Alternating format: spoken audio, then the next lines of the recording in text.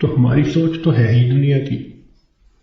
اسی لیے جب مرنے والا دنیا سے جاتا ہے تو اس پہ کوئی نہیں رو رہا ہوتا. کہتے ہیں کہ ایک نوجوان نیک آدمی تھا، وفات کے قریب کر کے سارے لوگ رونے لگے. اس نے والد سے کہا کہ ابو کیوں روتے ہیں؟ اس نے کہا میرا جوان بیٹا فوت ہو رہا ہے، اب میرا سہارا کون بنے گا؟ ماں سے پوچھا. اس نے کہا بیٹا میں نے تمہیں پالا بڑا کیا، اب جب میرا وقت آیا کہ تم میری خدمت کرتے تم جا رہے ہو. بیوی سے پوچھا. اس نے کہا کہ آپ میرے خامد ہیں، آپ فوت ہو گئے تو میری زندگی میں تو اندھیرا ہو جائے گا. بچوں سے پوچھا. انہوں نے کہا کہ ہمارے سر کا سایہ ہے اور ہمارا سایہ ختم ہو گیا. اس نے کہا کہ اس کا مطلب یہ ہے کہ تم سب کے سب اپنے لیے رو رہے ہو، میرے لیے تو تم میں سے کوئی نہیں رو رہا. تو رونے والے بھی اپنے لیے روتے ہیں، مرنے والے کے لیے کون روتا ہے؟ الا ماشاء اللہ. اس لیے آج وقت ہے تیاری کرنے کا. جیسے سکول میں امتحان ہوتا ہے، ایک اے پیپر ہوتا ہے، ایک بی پیپر ہوتا ہے. دونوں میں پاس ہو جائیں تو بس اگلی کلاس میں چلے جاتے ہیں. یہی ہمارا حال کہ دنیا کی زندگی میں ہمیں تیاری کا حکم دیا گیا. قبر میں جائیں گے تو اے پیپر ہوگا اور اس میں 3 کوسچن پوچھے جائیں گے. تیرا رب کون ہے؟ تیرے نبی علیہ السلام کون ہے؟ تیرا دین کون سا ہے؟ اور جب انسان قیامت کے دن اٹھے گا تو پھر اس کا بی پیپر لیا جائے گا، اور بی پیپر کے اندر 4 کوسچن ہوں گے. تم نے زندگی کیسے گزاری، جوانی کیسے گزاری، کدھر سے کمایا، کہاں پہ خرچ کیا، اور تم نے اپنے علم پہ کتنا عمل کیا. جو اے پیپر بی پیپر دونوں میں کامیاب، اس کو اللہ رب العزت پھر جنت کا گھر عطا فرما دیں گے. مگر اس کا یہ مقصد نہیں کہ جی ہمیں تو ان سوالوں کے جوابات کا پتہ ہے تو ہم موت کے وقت جواب دے لیں گے. ایسا نہیں ہوگا. جیسے زندگی گزری ہوگی ویسا انسان قبر میں جواب دے سکے گا. جس نے دنیا میں نمازیں نہ پڑھی، جو بے پردہ پھرتی رہی، جس نے غیبت کی، لوگوں کے دل دکھائے، اللہ کی بندیوں کے لیے جو وبال جان بن کر پھرتی رہی، جب یہ قبر میں جائے گی تو یہ نہیں کہہ سکے گی کہ میرا دین اسلام ہے.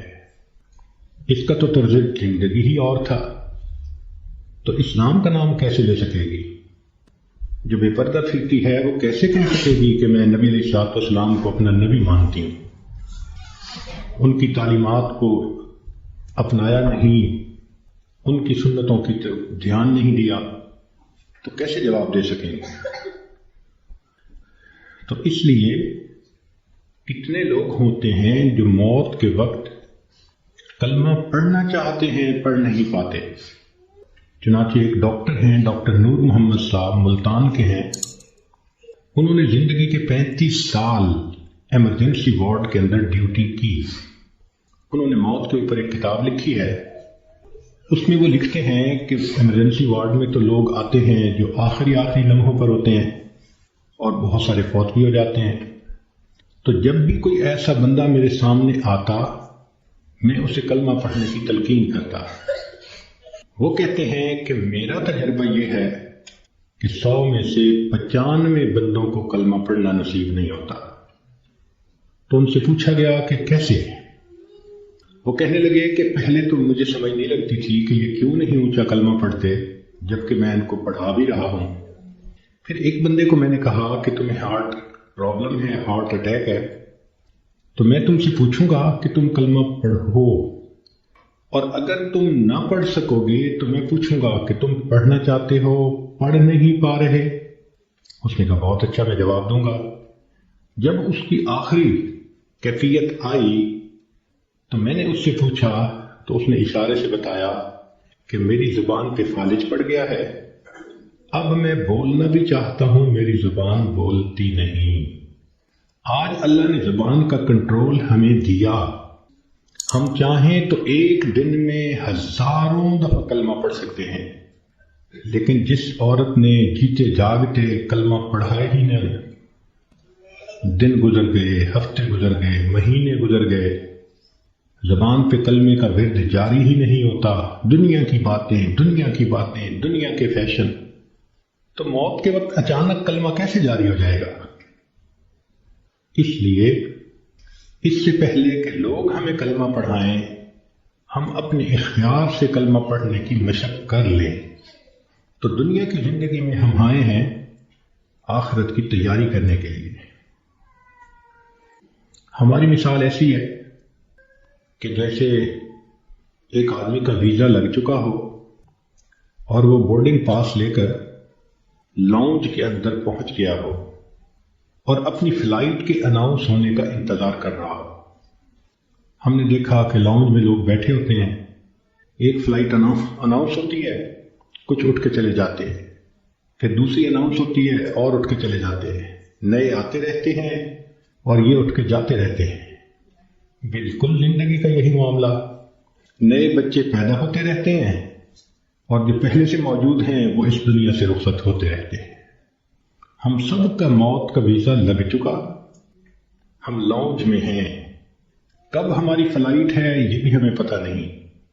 نبی علیہ الصلوۃ والسلام نے ارشاد فرمایا، میری امت کی عمریں بین 70 و 60، 60 اور 70 کے درمیان ہوں گی، یعنی ایسا بھی ہوگا کہ کسی کی عمر 100 سال یا اس سے زیادہ، اور ایسا بھی ہوگا کہ کوئی پیدا ہوتے ہی بچہ مر جائے گا۔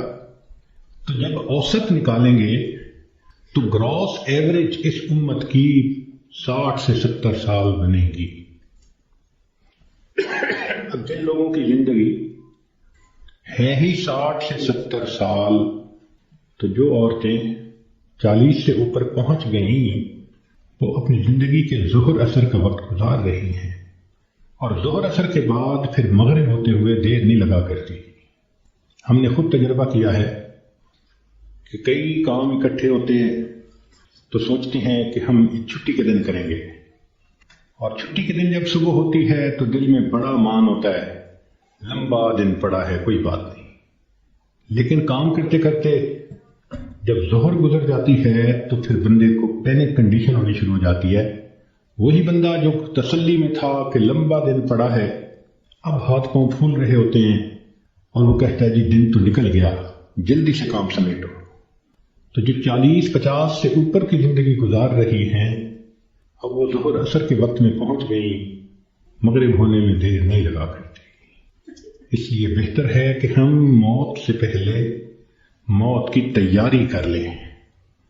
اللہ رب العزت چاہتے ہیں تو بندے کو ڈاکٹر کے قدموں میں موت دے دیتے ہیں، اور اگر چاہتے ہیں تو بندے کے نام مردوں کی فہرست سے نکلوا دیتے ہیں۔ ہمارے ڈاکٹر صاحب دوست تھے، وہ ایک ہاسپٹل کے ڈائریکٹر تھے، بڑے تھے، 300 بیڈ کا ہاسپٹل تھا۔ تو کہنے لگے کہ ایک مرتبہ میرے پاس لسٹ آئی ان مریضوں کی جو فوت ہو گئے، تو روزانہ میں سائن کرتا تھا تو وہ ڈیڈ باڈیز وارثوں کے حوالے کر دی جاتی تھی۔ تو میں سائن کرنے لگا تو میرے ذہن میں خیال آیا کہ میں ذرا ان کے چہرے تو دیکھ لوں۔ کہنے لگا میں نے چہرے جو دیکھے تو ایک بوڑھا آدمی تھا، ایسی میرے ذہن میں گیا کہ کہیں اس کو فٹ کا دورہ تو نہیں پڑا۔ تو میں نے ٹیکا منگوایا اور انجیکشن اس کو لگا دیا، اللہ کی شان وہ اٹھ کے بیٹھ گیا۔ مردوں کی فہرست میں اس کا نام لکھا جا چکا ہے۔ اللہ تعالیٰ چاہتے ہیں تو فہرست سے نام نکلوا دیتے ہیں۔ اور ایک اور ڈاکٹر صاحب کے بارے میں ہم جانتے ہیں کہ وہ اتنے ہارٹ اسپیشلسٹ ہیں کہ ملک کے صدر وزیر اعظم کے وہ ہارٹ اسپیشلسٹ ہوتے ہیں، VVIPs کے ہارٹ اسپیشلسٹ۔ ایک نوجوان آیا اور آ کے اس نے ان سے چیک اپ کروایا، تو ڈاکٹر صاحب نے پورا چیک اپ کرنے کے بعد ان کو کہا کہ your heart is functioning as good as that of a young man, کہ تمہارا دل تو ایک نوجوان بندے کے دل کی طرح ٹھیک ٹھیک کام کر رہا ہے۔ اس نوجوان نے ان سے اپنی فائل پکڑی اور پیچھے مڑ کر جو قدم اٹھایا وہیں اس کو ہارٹ اٹیک ہوا اور ڈاکٹر کی آنکھوں کے سامنے اس کی جان نکل گئی۔ تو اللہ تعالیٰ چاہتا ہے تو ڈاکٹر کے قدموں میں جان دے دیتا، موت دے دیتا ہے، اور اللہ تعالیٰ چاہتا ہے تو مردوں کی فہرست سے بندے کا نام نکلوا دیتا ہے۔ اور کئی مرتبہ انسان موت سے بھاگ کے جا رہا ہوتا ہے اور حقیقت میں موت کے قریب ہو رہا ہوتا ہے۔ چنانچہ سلیمان علیہ السلام کا دربار ہے، ایک شخص داخل ہوا اور اس نے وہاں بیٹھے ہوئے کسی آدمی کو بڑے غور سے دیکھا۔ تو جس بندے کو غور سے دیکھا اس پہ بہت خوف طاری ہوا، اٹھ کے سلیمان علیہ السلام کے پاس آیا، حضرت مجھ پہ بہت خوف ہے اس شخص کا جس نے مجھے غور سے دیکھا، آپ پلیز ہوا کو حکم دیں مجھے دور فلاں جزیرے کے اندر پہنچا دے۔ تو سلیمان علیہ السلام نے ہوا کو حکم دیا۔ اتنے میں آپ نے اس بندے کو بلایا جس نے گھور کے دیکھا تھا، پوچھا کہ بھئی کون ہو؟ اس نے جواب دیا جی ملک الموت۔ تم اسے گھور کے کیوں دیکھ رہے تھے؟ تو کہنے لگے کہ میں اس لیے اس کو غور سے دیکھ رہا تھا کہ اس کی روح تو میں نے فلاں جزیرے کے اندر نکالنی ہے اور یہ آپ کے دربار میں یہاں بیٹھا ہوا ہے۔ تو سلیمان علیہ السلام نے بتلایا کہ اس نے مجھ سے خود ریکویسٹ کی کہ مجھے فلاں جزیرے میں پہنچا دے۔ ملک الموت نے کہا السلام علیکم، میں بھی اسی جزیرے میں جا رہا ہوں اس کی روح کو قبض کرنے کے لیے۔ بنی اسرائیل کے 5-6 آدمی سفر پہ 7 آدمی سفر پہ جا رہے تھے، اچانک بارش شروع ہو گئی، بجلی چمکنے لگ گئی، اتنی خوفناک بجلی چمک رہی تھی کہ ان کو یہ خیال ہوا کہ آج یہ ہم میں سے کسی نہ کسی کو لے کے جائے گی۔ وہ ایک غار کے اندر چھپ گئے، مگر بارش بھی نہ تھمتی تھی اور بجلی چمکنا بھی نہ رکتی تھی۔ تو انہوں نے فیصلہ کیا کہ بھئی ایسے کرو، ایک ایک کر کے باہر نکلو، جس کو بجلی نے جلانا ہوگا وہ جلا دے گی تو باقی تو سکون کا سفر کر سکیں گے۔ چنانچہ ایک نکلا، بجلی چمکی مگر اس کو جلایا نہیں، وہ واپس آ گیا۔ پھر دوسرا نکلا، خیریت سے واپس آ گیا، تیسرا نکلا، چوتھا نکلا، 6 نکلے اور 6 کے 6 کو بجلی نے نہیں جلایا، ایک باقی رہ گیا۔ سب کہنے لگے کہ تو منحوس ہے، بدبخت ہے، تیری وجہ سے یہ ساری مصیبت آئی ہوئی ہے، نکل باہر۔ اس نے کہا میں نہیں نکلتا۔ سب زور لگا رہے ہیں، کہہ رہے ہیں، لڑ رہے ہیں کہ نکل باہر، وہ کہتے نہیں نکلتا۔ وہ ایسا وہاں پر جمع کہ اس نے کہا جو مرضی کر لو، میں غار سے باہر نہیں نکلوں گا۔ تو کچھ دیر کے بعد ان کے ذہن میں خیال آیا کہ اگر یہ باہر نہیں نکلتا تو ہم تو سب ایک ایک کر کے نکل چکے، چلو ہم نکلتے ہیں اور ہم سفر پہ چلتے ہیں، یہ اندر ہی رہے۔ جیسے ہی وہ 6 کے 6 باہر نکلے، بجلی چمکی اور 6 کے 6 کو موت آ گئی۔ اب یہ سب دھکیل رہے تھے 7ویں کو، اور ان کو یہ نہیں پتا تھا کہ موت کا وقت تو ہمارا قریب آ چکا۔ کہتے ہیں کہ 2 چور کسی گھر میں آئے چوری کرنے کی نیت سے، تو ایک بڑھیا اور بوڑھا کمرے میں سوئے ہوئے تھے۔ انہوں نے ان دونوں کو رسیوں سے باندھ دیا چارپائیوں کے ساتھ، اور دونوں کی چارپائیاں اٹھا کر صحن میں رکھ دی، منہ پہ ٹیپ لگا دی، تاکہ ہم کمرے میں تسلی کے ساتھ سامان کو کھولیں گے اور قیمتی سامان کو لے جائیں گے۔ جیسے میاں بیوی کی چارپائیاں انہوں نے صحن میں رکھی، یہ کمرے کے اندر گئے کہ ہم چوری کرتے ہیں، اچانک کمرے کی چھت گری اور یہ دونوں چور دب کر مر گئے۔ محلے والے آ گئے، شور ہوا تھا۔ اب وہ حیران کہ میاں بیوی تو رسیوں سے بندھے ہوئے ہیں۔ ان سے پوچھا بھئی تمہیں باہر کس نے نکالا؟ تو ہمیں تو پتہ نہیں، ہم تو اندر سوئے ہوئے تھے۔ ان کو کھولا گیا، جب ملبہ ہٹایا گیا تو اس کے اندر 2 چوروں کی لاشیں دبی ہوئی تھیں۔ پتہ چلا کہ چور ان کو نکال رہے تھے کہ ہم چوری کریں گے، اور ان کو یہ نہیں پتا تھا کہ ہم اپنی موت کا خود انتظام اپنے ہاتھوں سے کر رہے ہیں۔ تو انسان کئی مرتبہ موت سے دور بھاگتا ہے اور حقیقت میں وہ موت کے قریب سے قریب تر ہو رہا ہوتا ہے۔ اس لیے ہمیں چاہیے کہ ہم موت کی تیاری کریں۔ مہلت ہر ایک کو ملی ہے، کسی کو کم کسی کو زیادہ۔ اس مہلت سے جو فائدہ اٹھائیں وہ خوش نصیب انسان ہے۔ اس دنیا میں آپ کو اللہ کا منکر تو مل جائے گا، رسالت کا منکر بھی مل جائے گا، دین کا منکر بھی مل جائے گا. اس دنیا میں آپ کو موت کا منکر کوئی نہیں مل سکتا. دہریے سے دہریہ بھی ہوگا تو یہ مانے گا کہ ایک دن مجھے موت آنی ہے. جب موت آنی ہی ہے تو کیوں نہ انسان اس کے لیے تیاری کر لے.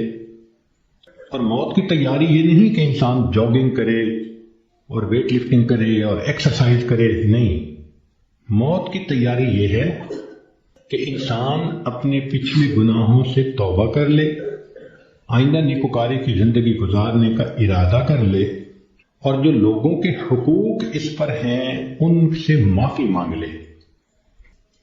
ہم نے دیکھا کہ بس اوقات جو بندہ بیمار ہوتا ہے اس کے ساتھ اوپر والے ظلم کرتے ہیں. ظلم کا کیا مطلب؟ کہ اس کو حقیقت نہیں بتاتے کہ بیماری کتنی ہے، تسلی دیتے رہتے ہیں، اور وہ جھوٹی تسلی ہوتی ہے. ابو ٹھیک ہو جائیں گے، امی ٹھیک ہو جائے گی، اور وہ سمجھتے ہیں کہ ہم بڑا نیکی کا کام کر رہے ہیں. وہ جی بتائیں گے تو ابو کو شوق لگے گا. بھائی شوق تو ان کو لگے گا جب اچانک موت آ جائے گی. یہ بہتر نہیں کہ ان کو پہلے سے انفارم کر دیا جائے کہ جی بیماری خطرناک ہے، زندگی کا پتہ نہیں، ابو کلمہ پڑھ لیں، ابو تیاری کر لیں. اوپر والے ظلم کرتے ہیں بندے کے ساتھ. چنانچہ ایک مرتبہ میں اپنا واقعہ آپ کو سناتا ہوں. ایک صاحب تھے جو سیکٹری لیول کے تھے، بہت لکھے پڑھے اور بڑی ان کی تنخواہ اور گاڑیاں اور ٹیلنٹڈ انسان. ان کی ریٹائرمنٹ ہوئی تو وہ بیمار ہوئے تو ہاسپٹل میں تھے.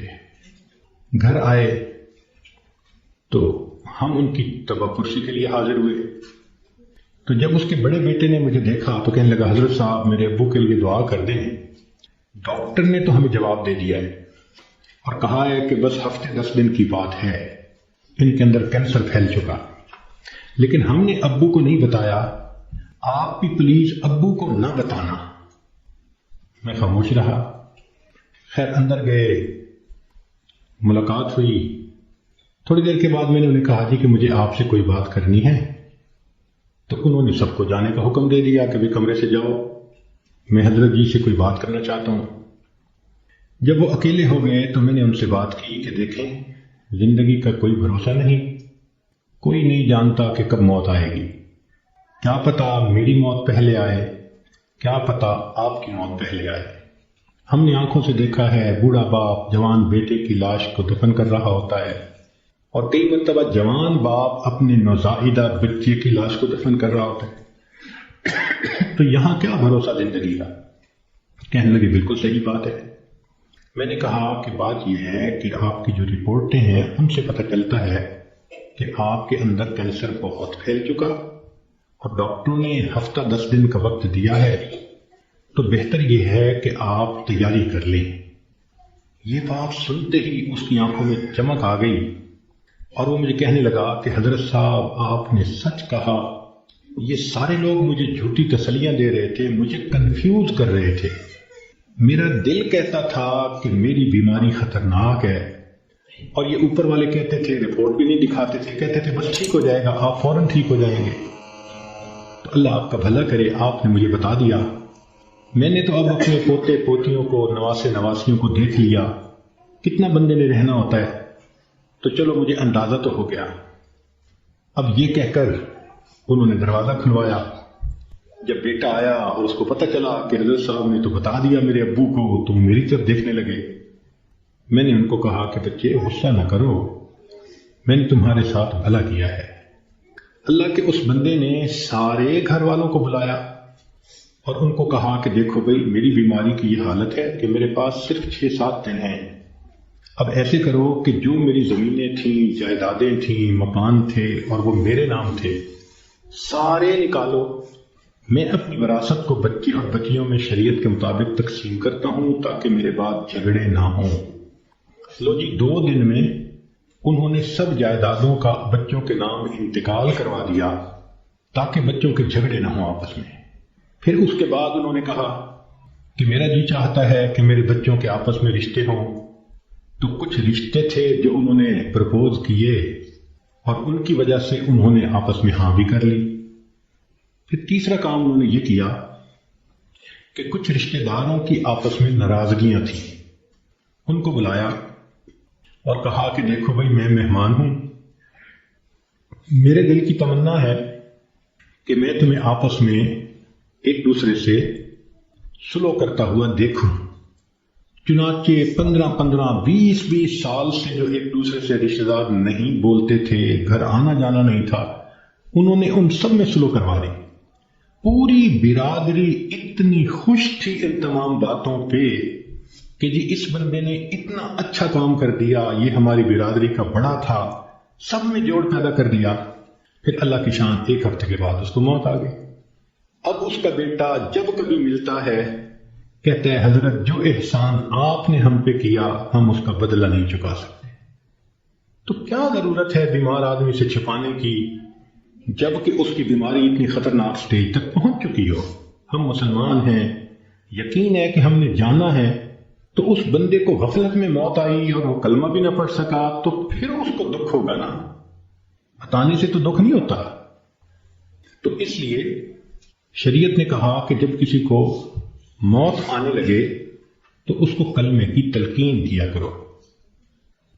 ہم نے یہ دیکھا ہے کہ ادھر بندے کے آخری لمحہ ہوتا ہے اور ادھر بیوی جو ہے آگے بڑھتی ہے اور بیٹی کو کرتی ہے آپ نے پہچانا اسے، یہ کون ہے؟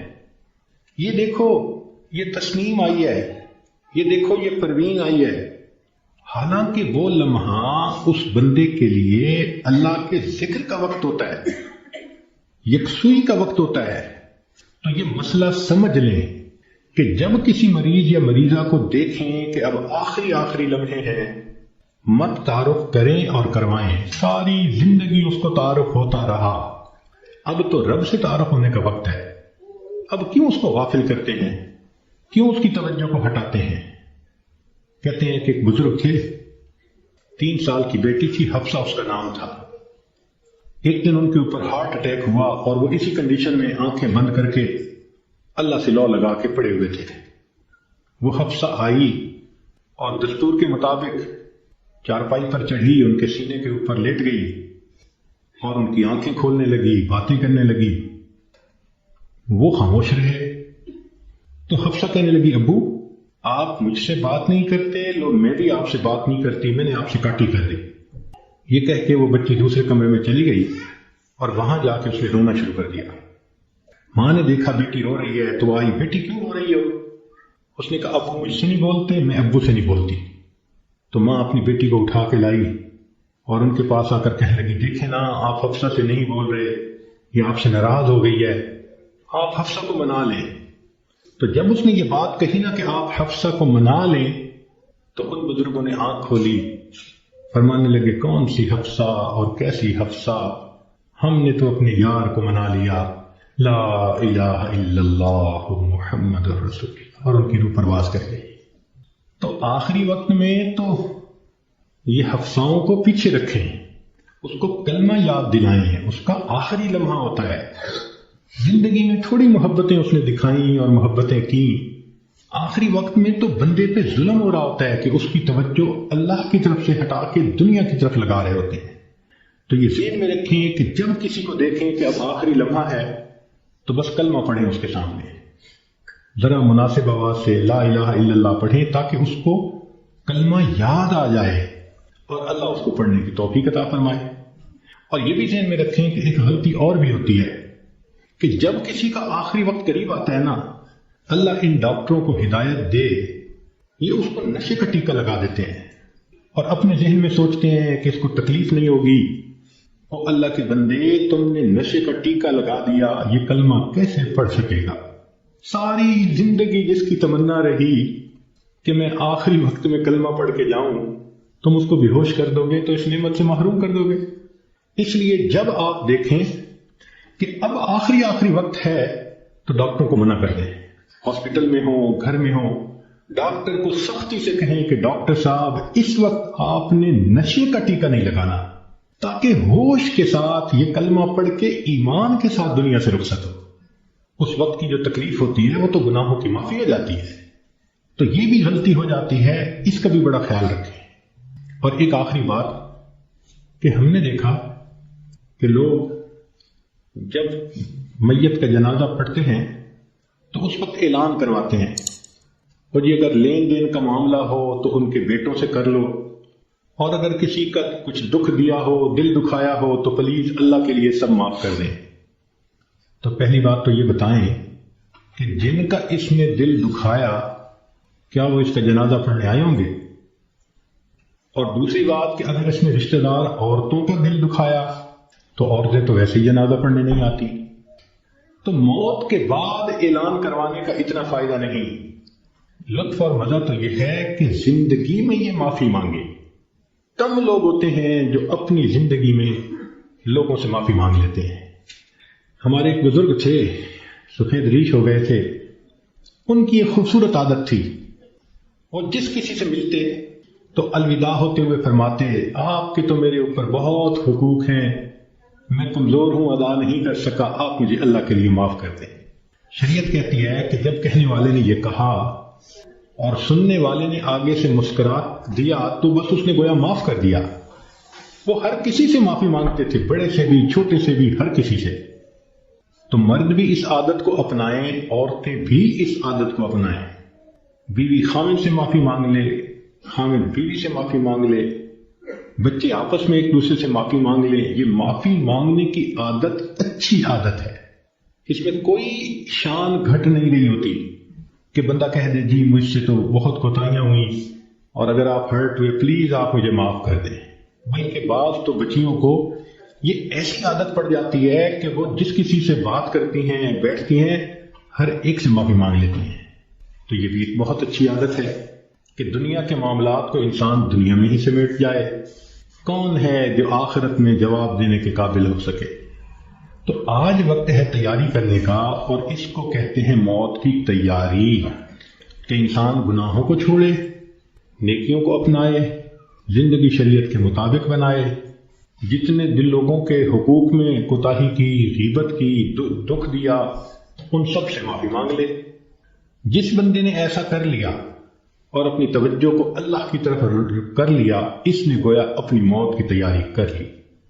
اب جب موت آئے گی اس کے لیے خوشیوں کے دروازے کھلتے چلے جائیں گے۔ تو ہمیں چاہیے کہ ہم موت کے لیے تیار رہیں۔ ہمیں نہیں معلوم کہ ہمیں کس حال میں موت آئے گی۔ میں اپنی بات کو ذرا سمیٹنا چاہ رہا ہوں، امید ہے کہ آپ توجہ سے بات سنیں گی کہ ایک شخص کو دشمنوں نے قتل کیا اور نہر میں پھینک دیا، اور اس کی لاش پانی کے اندر کئی دن ڈوبی رہی۔ جب وہ اوپر آئی سطح پر تو اتنی پھول گئی تھی کہ بندے کی پہچان ممکن ہی نہیں تھی، شکل ہی بدل گئی تھی۔ پولیس والوں کو پتا چلا، انہوں نے آ کے لاش نکالی، اور جب دیکھا کہ پہچان ہی نہیں ہوتی تو انہوں نے قریبی بستی والوں کو بلایا اور کہا کہ بھائی اس کو نہلا دو، کفنا دو، مسلمان تو ہے۔ چنانچہ امام صاحب نے کہا کہ جی میں نہلا تو دوں گا، میرے پاس کفن کے پیسے تو نہیں ہیں، مجھے کفن کے پیسے دے دو۔ ایک بندے نے کہا کہ جی اعلان کر دو۔ ذرا سنیں، مسجد میں اعلان ہوا، بھائی لاوارث نعش ہے، کفن خریدنا ہے، چندہ لاؤ۔ کوئی روپیہ لایا، کوئی 2 لایا، کوئی 5 لایا۔ آدھے گھنٹے تک اعلان ہوتا رہا کہ لاوارث لاش ہے، کفن خریدنا ہے۔ آدھے گھنٹے کے بعد پھر جا کر پیسے پورے ہوئے، کفن خریدا گیا، اس کو نہلایا گیا، کفنا دیا گیا، جنازہ پڑھایا گیا۔ جنازہ پڑھتے ہوئے ایک آدمی کی آنکھ میں بھی آنسو نہیں تھے، اس لیے کہ کوئی جانتا نہیں تھا کہ کون ہے۔ جب اس کو دفن کیا گیا تو 3 مہینے کے بعد کیس کی حقیقت کھلی، تب پتہ چلا کہ وہ سرگودا کے علاقے کا ایک ذمہ دار تھا۔ 4 مربع اس کے باغات تھے، کروڑوں کی سالانہ آمدنی تھی، کوئی 6 کروڑ روپیہ اس کے بینک بیلنس کے طور پہ موجود تھا، اور اس کے 4 جوان العمر بیٹے تھے۔ اس لینڈ لارڈ نے کبھی سوچا بھی نہیں ہوگا کہ میں کروڑوں پتی بندہ جب دنیا سے جانے لگوں گا تو چندے کا کفن لے کے جاؤں گا۔ اس کو کہتے ہیں وارث مان نہ کری وارثاں دا، رب بے وارثا کر مار دے۔ کہ وارث تم اپنے وارثوں کا مان نہ کرنا، اللہ بندے کو لاوارث کر کے مار دیتے ہیں۔ ہمیں کیا پتا کس حال میں موت آئے گی. آج وقت ہے اس موت کی تیاری